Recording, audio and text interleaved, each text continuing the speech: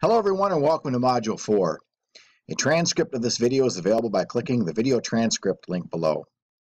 The primary purpose of this module will be to examine traditional and contemporary leadership approaches, power, influence, and politics in organizations. The course competencies addressed in this module are number 1, analyze traditional leadership approaches, number 2, analyze contemporary views of leadership in organizations, and number 3, analyze the nature of power, influence, and politics in organizations. You'll meet these course competencies and accomplish the corresponding learning objectives through assigned readings, conducting research, entering into discussions, and completing various assessment activities. Please do not hesitate to contact me if you have any questions or comments about the learning materials. Your contribution to the learning process is encouraged and valued. Please enjoy the Module 4 learning experience. Thank you.